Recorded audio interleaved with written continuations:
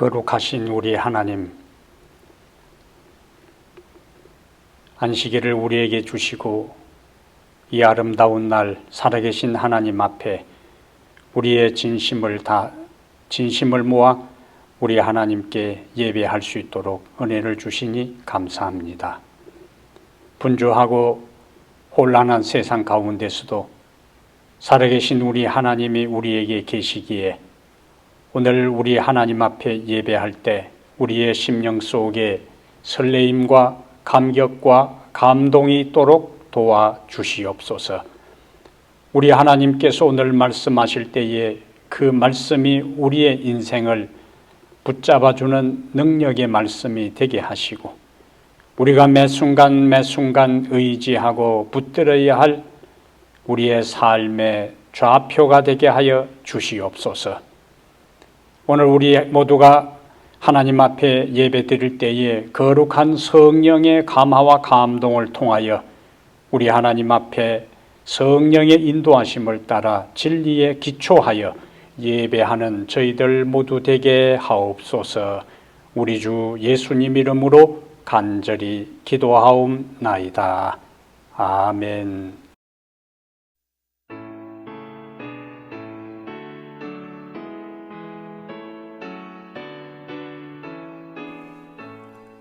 성도여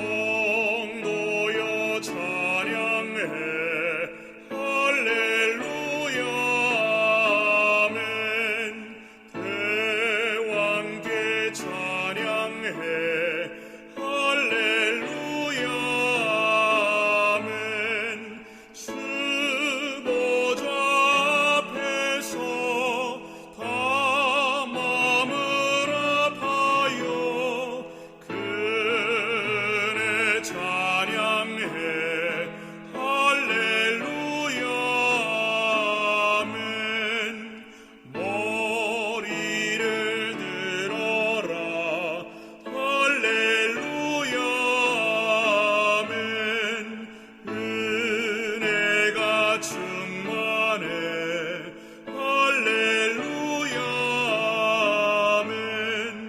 우리를 인도한 친구가 되신 주 그 사랑 찬양해 할렐루야 아멘.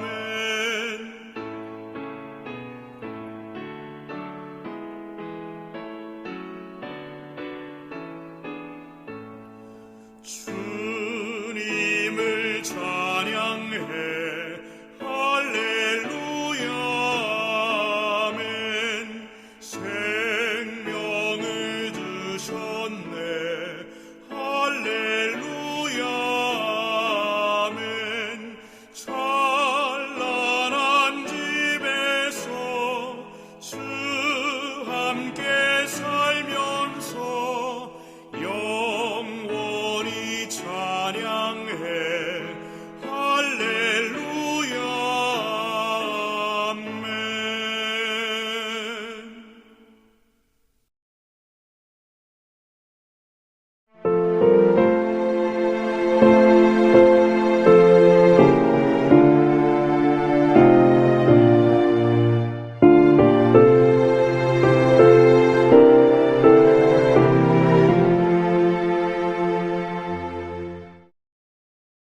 사랑하는 탁구마 교회 성도 여러분, 그리고 세계 여러 나라에서 유튜브를 통하여 이 말씀을 청취하는 애청자 여러분, 안녕하십니까? 오늘 다시 하나님의 말씀을 가지고 이 아름다운 안식일 여러분을 만나게 돼서 기쁘게 생각합니다. 좋으신 우리 하나님께서 오늘도 성령을 통하여 우리에게 말씀하실 때에 여러분의 인생에 새로운 깨달음과 은혜가 충만히 임하게 되기를 간절히 바랍니다. 오늘 우리가 함께 살펴볼 하나님의 말씀은 요한계시록 3장 1절부터 3절까지 말씀입니다. 요한계시록 3장 1절부터 3절까지요. 4대 교회의 사자에게 편지하라. 하나님의 7영과 7별을 가지신 이가 이르시되 내가 네 행위를 아노니 네가 살았다 하는 이름은 가졌으나 죽은 자로다. 너는 일깨어 그 남은 바 죽게 된 것을 굳건하게 하라. 내 하나님 앞에서 네 행위에 온전한 것을 찾지 못하였노니 그러므로 네가 어떻게 받았으며 어떻게 들었는지 생각하고 지켜 회개하라. 만일 일깨지 아니하면 내가 도적같이 이르리니 어느 때에 내게 이르는지 네가 알지 못하리라. 아멘. 3절까지 우리가 말씀을 함께 보았습니다. 오늘 우리가 함께 살펴볼 하나님의 말씀은 깨어라, 깨어라. 이런 제목으로 함께 하나님의 말씀을 살펴보겠습니다. 한국의 어느 가게 문 앞에 개 조심 이렇게 써 붙여놓은 곳이 있었습니다. 한 손님이 긴장하면서 조심스럽게 문을 열고 들어갔어요. 하지만 주인 앞에 있는 개를 보는 순간 마음이 안심이 되었습니다. 그 주인 앞에는 아주 늙은 개가 엎드려 잠을 자고 있었습니다. 손님은 주인에게 저 개 조심이라고 하는 개가 바로 이 개입니까? 라고 물었어요. 그러자 주인이 대답을 합니다. 맞습니다. 손님이 다시 그런데 왜 개 조심이라고 붙여놓았어요? 주인이 이 녀석은 밤낮 여기서 자고 있다 보니까 손님이 자꾸 걸려 넘어집니다. 그래서 개에 넘어지지 말라고 개 조심이라고 써 붙였다고 했습니다.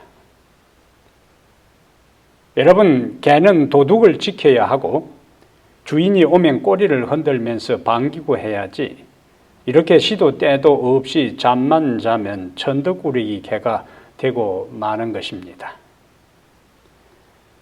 오늘 본문의 사도교회가 바로 그런 상태였어요.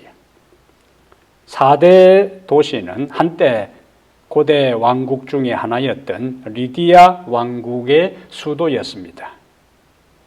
경제적으로도 부유한 상업도시였지요. 요한이 편지를 보낼 당시에 4대 교회는 바로 이 도시에 위치하고 있었습니다. 4대 교회는 역사적으로는 1500년대의 종교개혁 시대부터 1700년대까지 종교개혁의 후반기 시대의 교회를 상징합니다.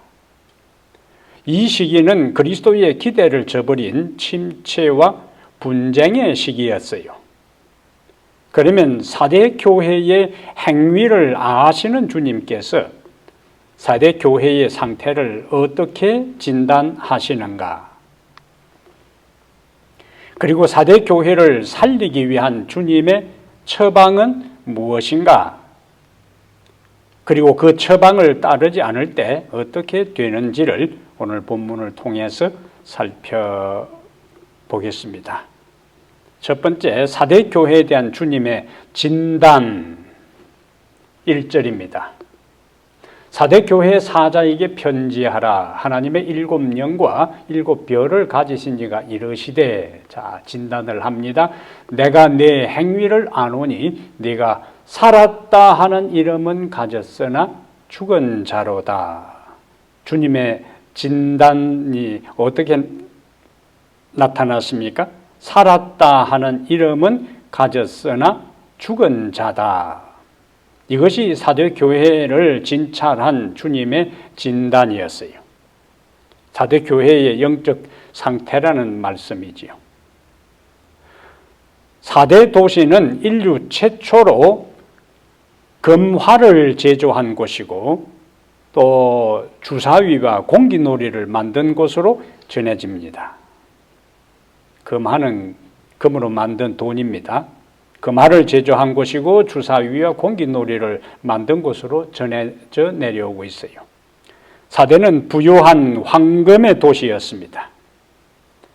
옛날에 황금을 많이 가진 마이다스라는 한 왕이 있었는데요.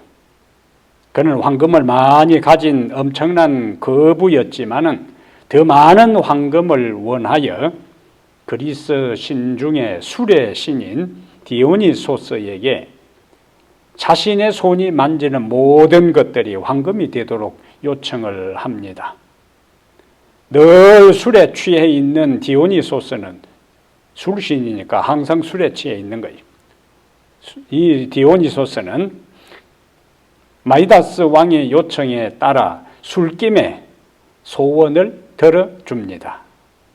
그 후 마이다스 왕이 만지는 모든 것은 황금으로 변했어요.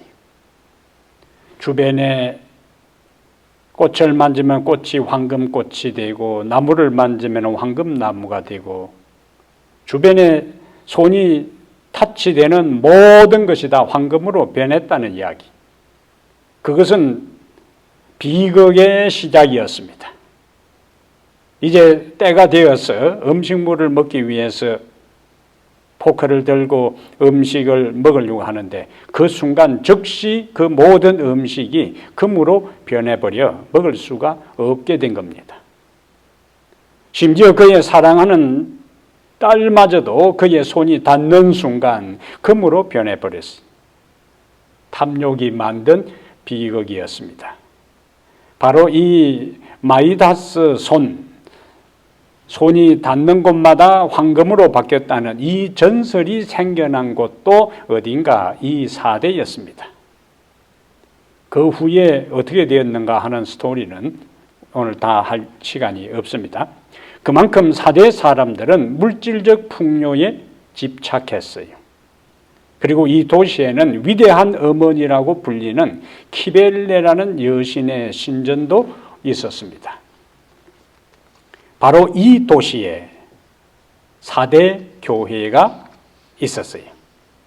사대 교회는 우상의 신전이 있는 곳에서도 핍박을 받지 않았습니다. 또 이단이 들어와서 교회를 어지럽힌다거나 성도들이 공공연하게 우상 숭배에 가담하고 죄를 범하고 배도의 죄에 빠지지도 않았습니다. 겉으로 보기에 사대 교회는 한없이 평안하고 아무 문제도 없었고 게다가 외행적으로 교회는 정상적으로 성장하고 있었습니다. 하지만 그들도 모르는 사이에 영적 생명을 상실하고 영적 무기력증과 신앙적 나태함이 이 사대 교회에 깊숙이 스며들고 있었어요. 그래서 주님은 이 사대 교회를 관찰하시고 네 행위를 아노니라고 모든 것을 아시는 그 예수님께서 사대 교회를 진단한 그 결과가 뭐냐? 살았다 하는 이름은 가졌으나 죽은 자라고 진단하신 거예요. 이것이 요한 당시 예수님이 진단한 사대 교회의 영적 상태였습니다. 그런데 이 지리적으로 위치했던 이 사대 교회는 역사적 예언적으로 볼 때 1500년대의 종교개혁 시대부터 1700년대까지 종교개혁의 후반기 교회 역사를, 교회 시대를 상징해요. 7영으로 상징된 성령의 역사로 종교개혁 운동이 시작됩니다. 그러나 종교개혁의 후반기 역사에 가면은 책망을 받을 만큼 주님의 기대에 미치지를 못했어요. 사대 교회는 라오디게아 교회처럼 칭찬을 받지 못하고 바로 예수님께로부터 책망을 받은 교회입니다. 사대 교회를 중세시대의 종교개혁 시대로 본다면은 루터는 1517년 10월 31일에 자신이 신부로 시무하는 비텐베르크 성당 문에 면죄부를 비판하는 95개조 경문 논제를 못 박음으로 종교개혁의 방아쇠를 당기게 돼요. 이와 동시에 수많은 종교개혁자들이 여러 나라에서 오직 믿음, 오직 성경, 오직 은혜라는 구호를 가지고 개혁 운동을 활발하게 전개하게 됩니다. 하지만 이렇게 요원의 불길처럼 타오르던 종교개혁의 불길도 시간이 지나면서 교리 논쟁에 빠져들게 돼요. 별로 중요하지 아니한 것을 가지고 개혁자들끼리 치열한 논쟁을 벌입니다. 특히 루터와 쭝잉글리는 성만찬 예식을 두고 얼마나 치열한 논쟁과 논박을 벌였는지 몰라요. 우리가 종교개혁사를 연구해 보면은 개신교에도 종교재판이 있었습니다.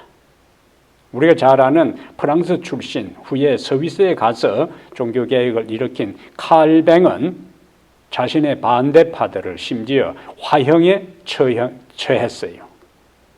루터도 종종 자신의 지도, 자신의 신학을 따르지 않는 자들을 근절하겠다고 주장했어요. 종교개혁의 수많은 지도자들이 선한 동기와 목적을 가지고 출발했지만은 나중에 하나님의 이름으로 상대를 정죄하고 또 처형하는 수많은 범죄를 저지르게 돼요. 종교개혁의 후기 역사의 비극적인 모습입니다. 그래서 종교개혁의 후기 역사에 가면은 개혁 세력은 교리 논쟁에 치우쳤고 완전히 분열되어 서로를 정죄하고 서로를 박해하는 지경까지 처하게 돼요. 이러한 사분오열된 종교개혁자들의 분열을 틈타 로마 교회가 반격을 개시합니다. 종교개혁 세력에 대한 반격을 개시하는데 그것을 이름하여 반동 종교개혁이라 그렇게 불러요. 그리고는 1545년부터 1563년까지 걸쳐서 진행된 트렌트 종교회의에서는 로마 교회 교리를 더욱 강조합니다. 어떠한 개신교 사상이라도 배척하여 이단시하고 박멸할 것을 계리해요.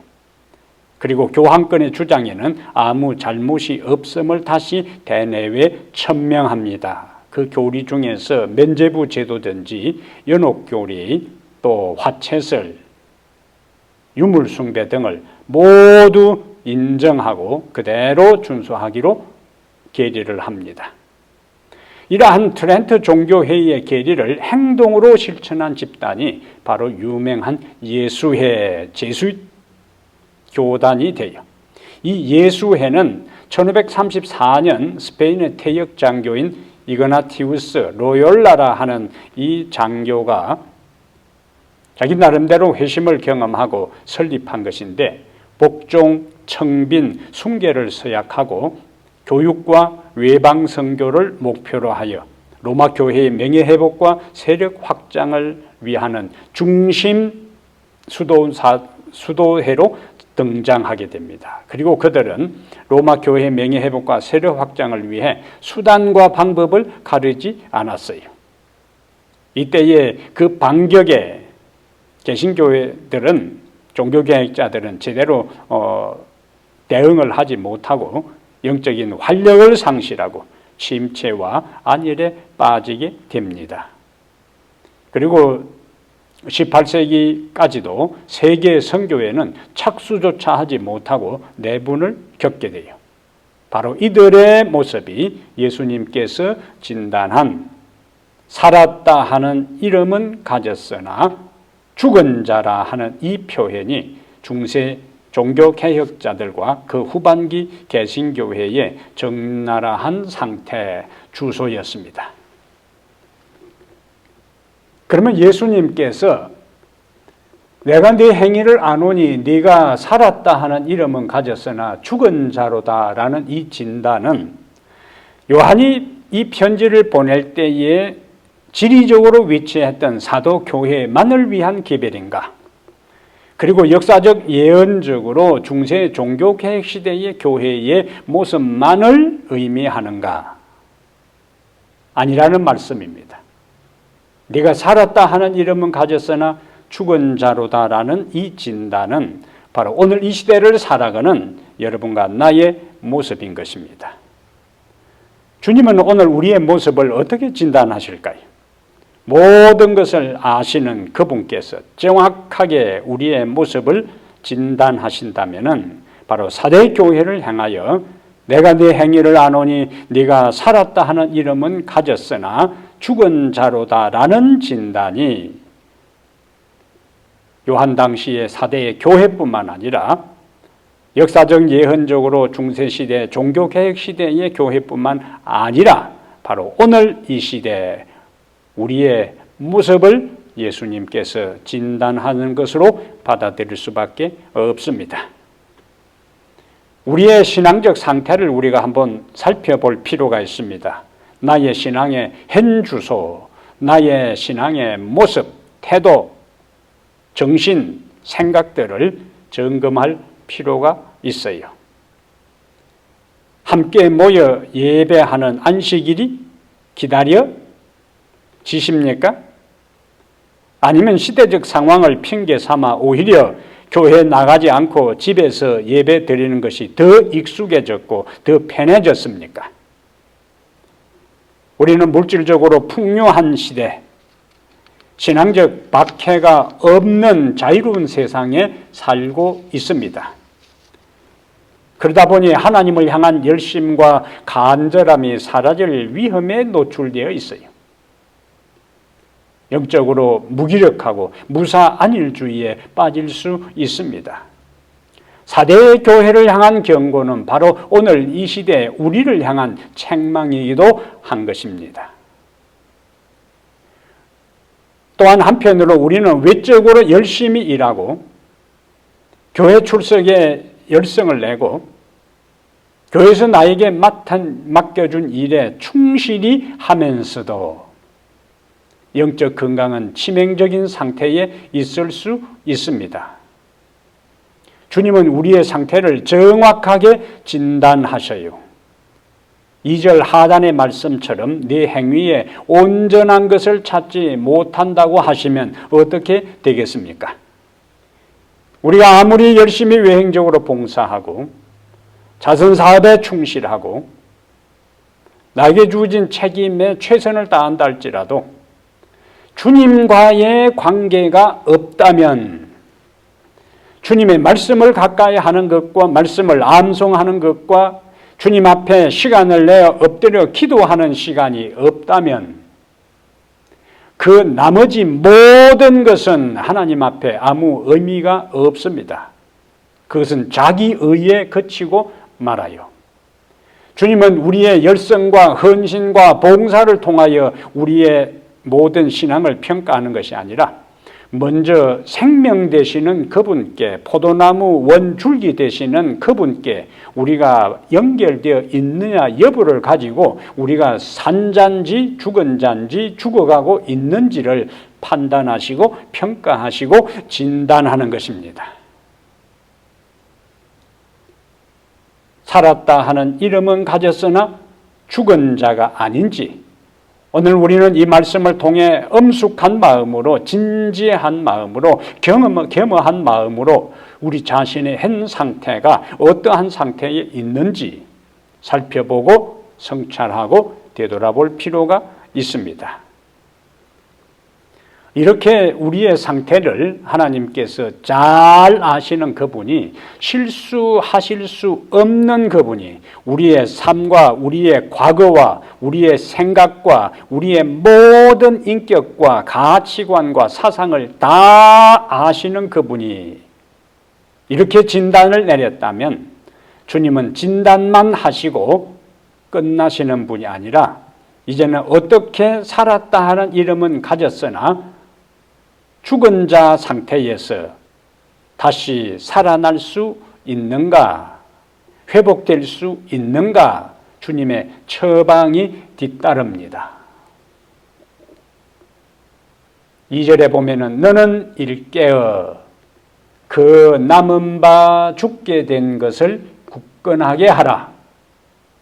3절에 그러므로 네가 어떻게 받았으며 어떻게 들었는지 생각하고 지켜 회개하라. 주님의 처방은 남은 바 죽게 된 것을 굳건하게 하라. 지켜 회개하라. 이것이 살았다 하는 이름은 가졌으나 죽은 자 된 우리가 다시 회복될 수 있도록 다시 살 수 있도록 주님께서 처방을 내리신 것입니다. 그 처방이 뭐라고요? 남은 바 죽게 된 것을 굳건하게 하라, 지켜 회개하라. 살았다 하는 이름을 가졌으나 영적으로 죽어가는 교회에 대해 아직 죽진 않았어요. 그렇다고 온전히 산 것도 아닙니다. 죽어가는 상태에 있는 거예요. 그럼에도 불구하고 주님은 생명을 상실해가는 이제 생명의 불꽃이 하나님을 향한 헌신과 영적인 모든 확신이 점점 희미하게 가물거리고 죽어가는 교회에 대해 주님은 포기하지 않고 다시 살 수 있는 처방을 내리시는 겁니다. 너는 일깨어 그 남은 바, 아직 남아 있어요. 없어진 것이 아니에요. 그 남은 바 죽게 된 것을 굳건하게 하라. 아직도 믿음이 조금 남아있고, 아직도 생명이 조금 남아있고, 아직도 하나님을 향한 신뢰가 조금 남아있고, 남은 바 죽게 된 것을, 그러나 지금 돌이키지 아니하면, 지금 다시 회복시키지 아니하면 죽게 되는 겁니다. 지금 막바지 단계에 있어요. 사대 교회가 문제가 많았지만 그들이 아직 완전히 죽지 않았습니다. 그래서 예수님께서는 너는 일깨워, 2절에 너는 일깨어, 여기 일깨어 하는 것은 사전에 위험을 의식하고 경계하라는 뜻입니다. 사대는 지리적으로 절벽으로 깎아지른 절벽으로 둘러싸인 팽팽한 분지에 건설된 난공불락의 도시였어요. 이렇게 조건을 갖춘 요새 도시였기 때문에 페르시아군이 14일간 포위하고, 고레스의 이 페르시아 유명한 고레스 장군이 있잖아요. 이 페르시아군, 이 고레스 장군이 리디아의 수도 이 사대를 점령하기 위해서 14일간 포위하고 파상 공격을 퍼부었지만은 여의치 못했습니다. 그래서 지루한 대치만 이어가고 있었어요. 사대의 왕과 군사들은 자기들이 거주하고 있는 이 사대가 지형적으로 천혜의 조건을 갖춘 난공불락의 도시였기 때문에 전반적인 경계에는 신경을 별로 쓰지 않고 외부에서 아무리 공격해도 점령할 수가 없는 지리지형적으로 유리한 조건에 있었기 때문에 전반적인 경계에는 신경 쓰지 않고 입구에 몇 명의 군사들만 그냥 형식적으로 배치를 했습니다. 그러던 어느 날 보초를 서던 페르시아 병사는 이 사대 성벽 위에서 무엇이 아래로 떨어지는 것을 보았습니다. 예의주시하고 있을 때에 한 사대 병사가 절벽 사이에 좁은 통로를 통해 내려와서 떨어진 무언가를 찾아가는데 보니까 투구였어요. 그리고는 좁은 통로를 통해 본래의 성벽으로 다시 올라가는 것을 보았습니다. 이 보초는 즉시 그 사실을 고레스 왕에게 보고했고, 고레스 왕은 그 밤에 특공대를 조직해서 그 통로로 올라가 성문을 열게 한 후 사대성을 점령한 것이 역사적 기록 속에 남아 있습니다. 이것이 바로 기원전 549년의 일입니다. 우리는 다니엘 7장에서 곰이 새 갈빗대를 물고 있는 그 장면 가운데 바벨론과 리디아와 애굽을 정복한 그 페르시아의 모습이 중에 그 한 갈빗대 리디아가 바로 여기 사대를 수도로 하는 바로 그 나라였어요. 사대 군사들이 지형적 조건만을 믿고 깨어 있지 않고 경계를 소홀히 하다가 당한 것입니다. 그래서 예수님께서 너는 일깨어 그랬잖아요. 일깨어. 깨어 있지 않고 경계를 소홀히 하면은 아무리 좋은 조건 속에서도 결국에 당한다는 거예요. 사도 바울은 에베소 5장 14절에 잠자는 자여 깨어서 죽은 자들 가운데서 일어나라. 그리스도께서 너희에게 비추이시리라고 권면합니다. 로마서 13장 11절에는 이제는 자다가 깰 때라고 경고했고, 고린도전서 16장 13절에 깨어 믿음에 굳게 서라고 강권하고 있습니다.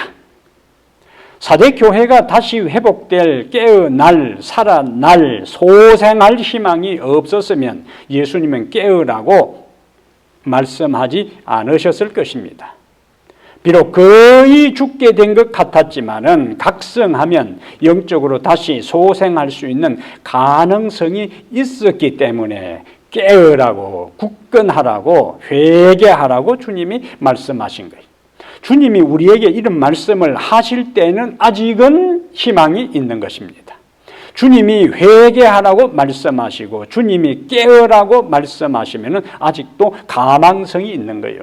아직 끝이 아니라는 말씀입니다. 불씨가 아직 남아있어요.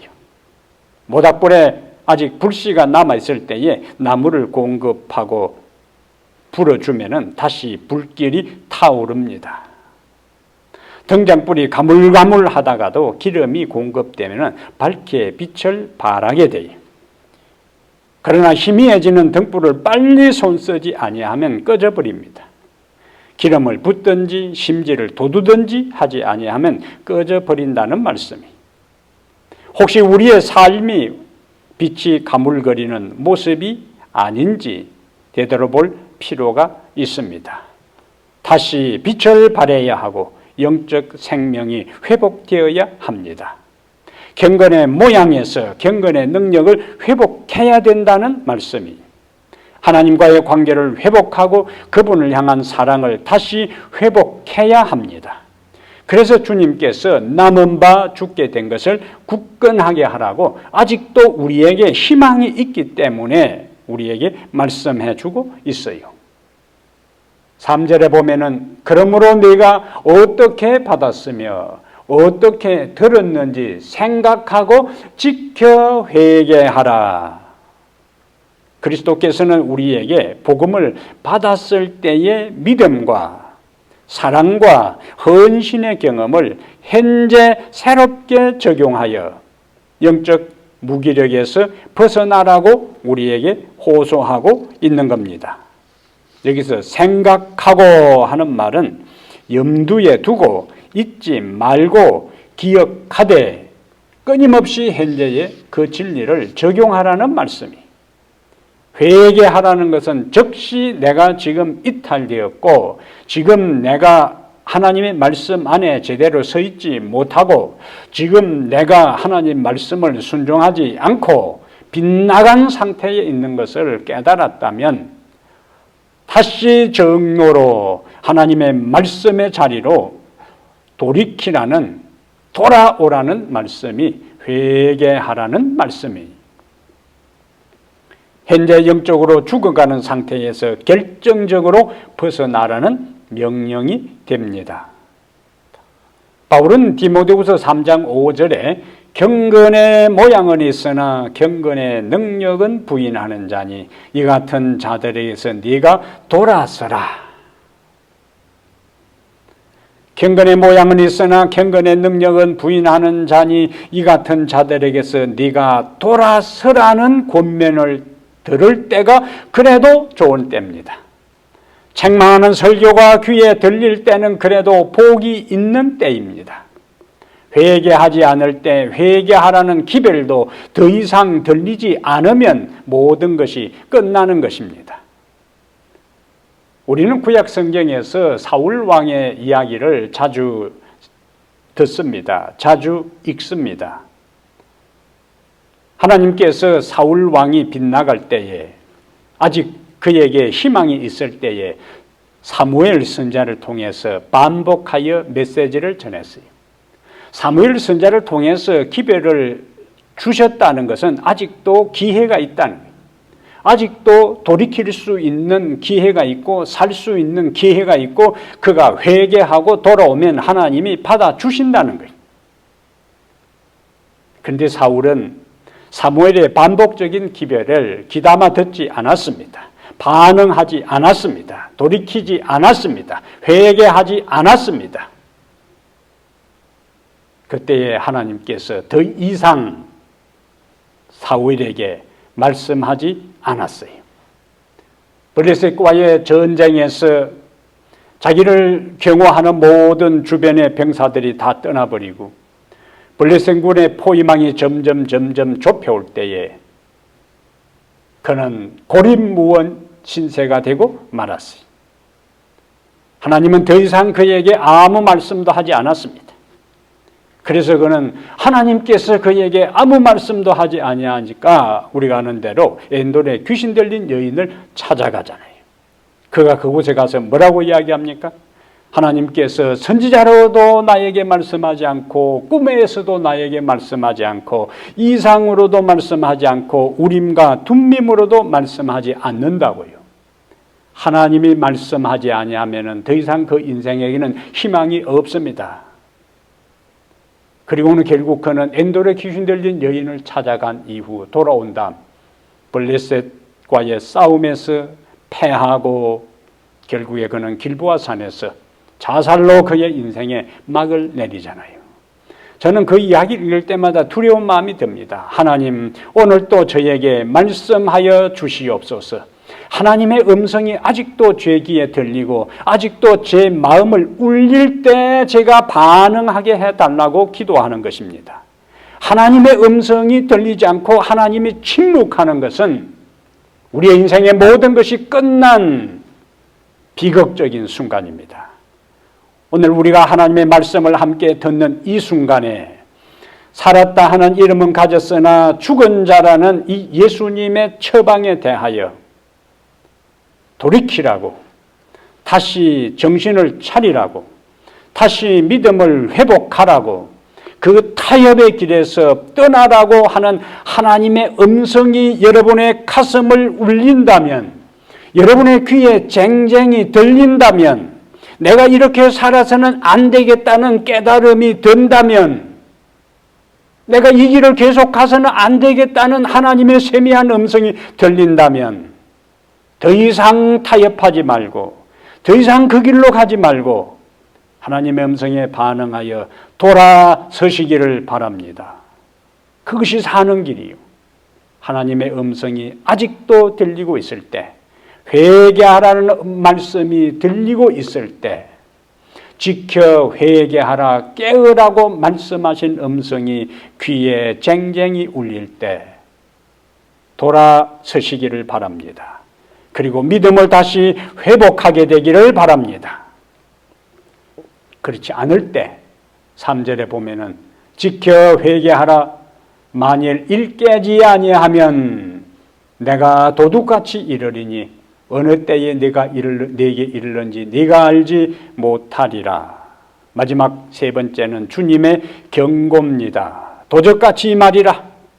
일깨우라는 말은 깨어 있어 각성하라는 말씀이. 부주의하게 살고 잠들어 있으면 주인이 올 때를 알지 못합니다. 하지만 깨어있는 사람들에게 주님은 도둑같이 임하지 않으셔요.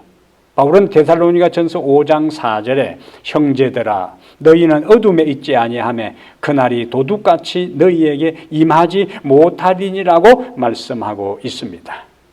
깨어나라, 깨어서 지키라는 주님의 명령은 긴급성과 심각성을 나타냅니다. 역사에서 성경에서 내 삶에서 교훈을 배우지 못하고 깨달지 못하고 주님의 경고를 귀담아 듣지 않으면 돌이킬 수 없는 비극의 한복판에 있게 되는 거예요. 그것이 우리가 앞에서 본 사울 왕의 이야기입니다.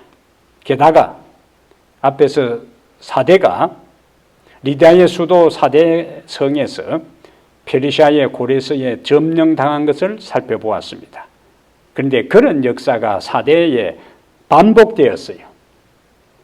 고레스가 사대성을 점령한 이후에 한 200여년 지난 다음 BC 218년 안티오코스 대제가 사대를 공격할 때도 고레스 군대가 올라갔던 바위 틈새로 특공대가 올라가 보니 초소에는 보초 하나도 없었습니다.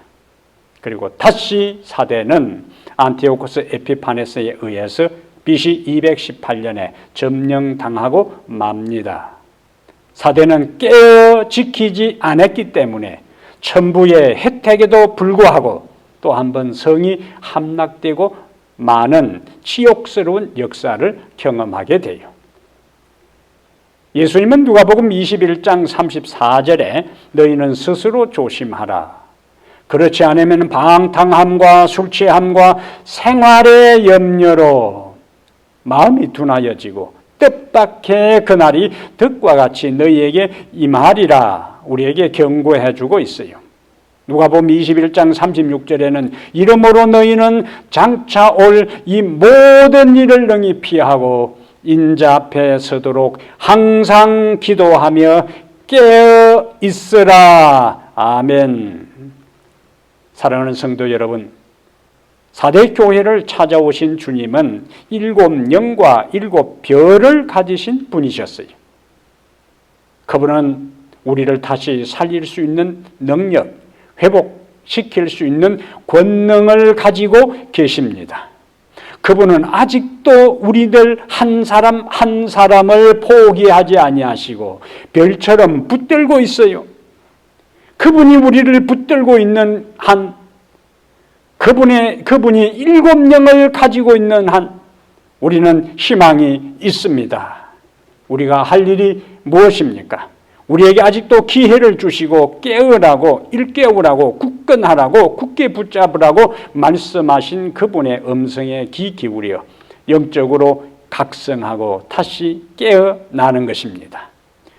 받은 바 복음과 깨달은 진리를 굳게 붙드는 것입니다. 자신의 모습을 성령께서 깨닫게 하실 때에 핑계대지 말고 합리화시키지 말고 이유를 대지 말고 귀를 막지 말고 마음을 완고하게 하지 말고 돌아서는 것입니다. 영적 잠에서 깨어나시기를 바랍니다. 믿음을 굳건하게 하시기를 바랍니다. 모든 허물과 죄에서 돌이켜 회개하게 되기를 바랍니다. 그러면 우리는 다시 살아날 수 있어요.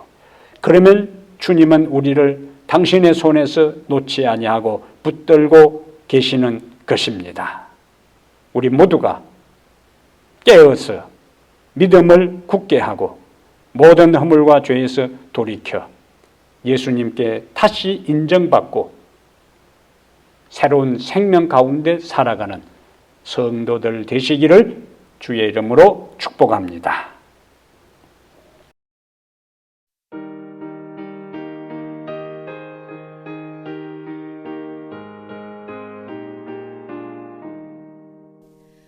주 예수님 다시 올 때가 오밤이나 아침일까 옥대 정은 황 올리는지 해 돋기 전 새벽일지 주 예수님 명하신 말씀 내 등불을 밝히 켜고 늘 깨어서 기다리다가 주 맞으라 하시었네. 언제나 깨어 늘 고대하라. 주 맞기까지 늘 깨어서 기다리라. 주 예수님 무한한 자비 내 마음에 감사하네. 저 영광의 보좌를 떠나 내 죄값에 죽으셨네. 죄 중에서 성령된 자가 큰 기쁨에 소망 안고 주 예수님 기다린다면 주 예수께 기쁨 되네. 언제나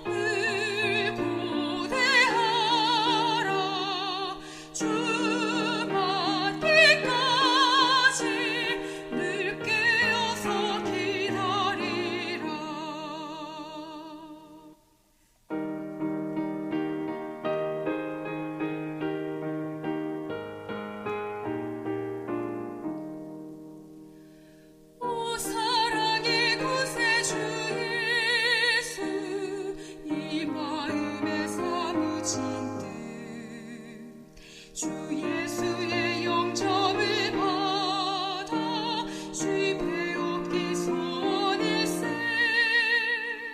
그 엄숙한 심판대 앞에 그 누구를 피하리요. 주 예수님 내 친구시니 늘 깨어서 기다리세. 언제나 깨어 늘 고대하라. 주 맞기까지 늘 깨어서 기다리라. 아직도 우리를 포기하지 아니하시고 당신의 장중에 우리를 붙들고 계시는 주님을 인하여 감사합니다. 우리가 아직 다 죽은 것이 아니고 아직도 남아 있습니다.